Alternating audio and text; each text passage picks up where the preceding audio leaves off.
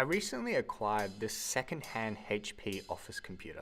It has spent the last 8 years working 9 to 5, Monday to Friday, before being retired and put on sale on eBay. I'm going to turn it into a gaming PC, and not just an entry-level gaming PC. I want this to run modern titles on maximum graphics settings at 60 FPS.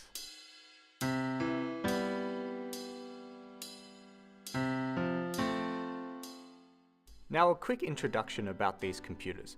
These HP small form factor desktops are popular in the business world, and after about 5 to 10 years of use, they are sold for cheap and by the bulk on websites like eBay. They come in a workstation or slightly lower spec EliteDesk model and are priced between $200 and $300. Dell has a similar optiplex series that competes with HP's EliteDesk. I'd recommend the HP over the Dell simply because they have more elaborate technical documents about the HP available, and you'll see why this is important later. These computers come with i3, i5 and i7 options.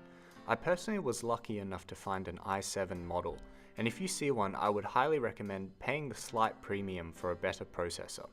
I personally wouldn't waste my time with the i3. The 8-year-old second-gen i7 still remains a fairly capable chip, even by today's standard, as it has 4 cores with 8 threads and can turbo boost up to 3.8 GHz.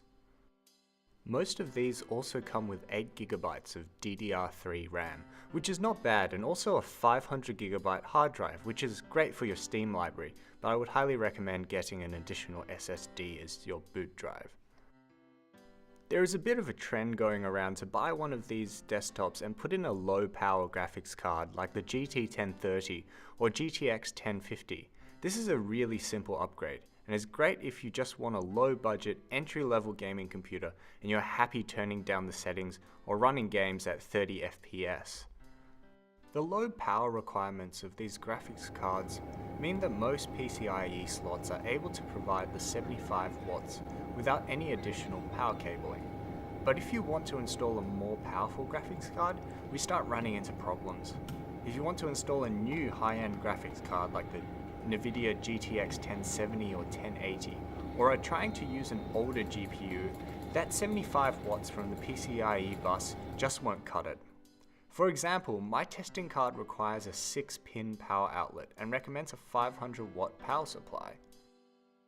The power supply that comes built into the desktop is rated only at 240 watts, which is really only enough for the processor and other internals. The power supply also lacks a 6-pin connector for graphics cards. Also, any regular sized GPU won't fit in the case, but I think that's a relatively minor issue. The real issue is that we need a new power supply. To make this work, what we need is a standard ATX power supply, which you can probably salvage from an older computer. One of these power supply jumpers, which lets you power on the power supply without attaching a motherboard, and a PCIe riser, just to give the graphics card some more room to move around. I used the second power supply to power the graphics card only, which means I need to attach the jumper to the power supply before turning the computer on. Amazingly, it works. Now, if you're happy running a computer that takes up half your desk and has 2 power supplies, then I think we can stop here for today. But I think I might have a slightly more elegant solution. The core problem is the power supply. The HP motherboard contains different sockets to your standard ATX motherboard. It uses a proprietary pin system which makes it very difficult to replace the power supply with anything except what HP sells. But if we can make an adapter that allows us to use a standard ATX power supply on the HP system, we should be able to use a more power-hungry graphics card. The HP website actually provides some very useful information about its power supplies. If you download the technical reference guide for the HP EliteDesk series, there's actually a section that details the pin allocation for the HP power supply. If we compare the HP proprietary power supply to a standard ATX 12-pin, you can actually see there is a lot of similarity. First of all, the 4-pin CPU power connector is identical, which means we can just use the one on the power supply.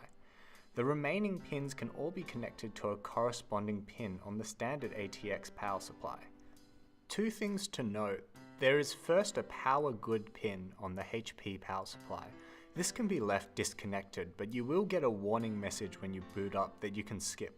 The other thing is the VSB pin. This refers to the standby power, which is a power connector that always provides power, even when the computer is off. You will notice on the HP side it is rated at 12 volts, while a standard ATX has 5 volts. This means that the adapter won't provide enough power to start the computer on boot.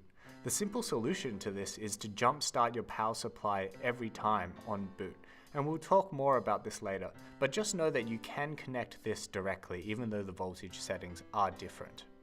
Now that we know which cable goes where, we need to make an adapter. I did this by first buying an ATX adapter, which I then soldered onto the HP power supply pins after I cut them free from the power supply itself.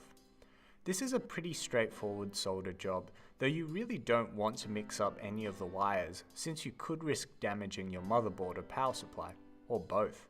Remember to cover all your exposed wires with heat shrink. Luckily, even though the HP didn't use a standard power supply, they did stick with the ATX color scheme, but I wouldn't rely on this alone to match my wires. Make sure you check your work against the pinout diagrams. And there we have it, my homemade power supply adapter, complete with an exposed jumper cable to allow me to power on the computer. With the new power supply, this computer can run any mainstream graphics card, including those with a higher power requirement. It also means that I can run everything off the single power supply, rather than struggling with both the computers and an external power supply, making my life a lot easier. In this case, I'm using the GTX 1070 with 8GB of VRAM, a 1.6 GHz base clock, and a price tag more than double what I paid for this computer.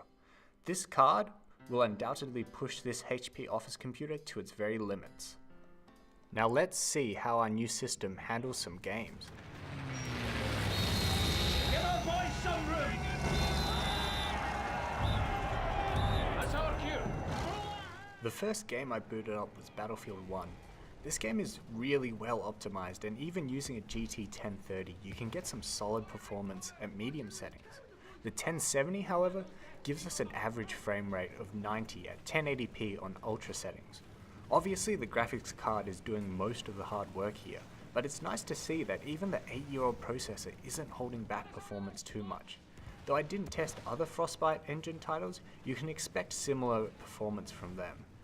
I chose not to test at any other resolutions, since I think most people trying to modify an old Office desktop probably don't own a 1440p or 4K monitor.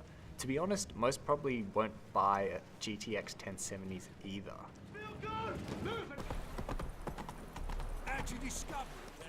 Switching over to The Witcher 3, the HP Office desktop manages to push out an average of 76 FPS, still well above the 60 FPS goal we set ourselves at the start of the video. Again, this was at 1080p with ultra settings, and Nvidia Hairworks turned off. Again, at no point did the frame rate drop below 60 as I rode through the streets of Novigrad.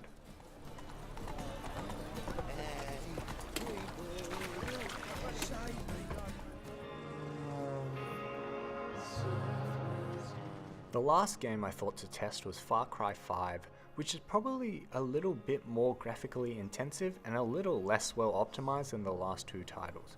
Even then, it averaged 71 FPS on the benchmark run and only dipped a few times to give a minimum of 56 FPS.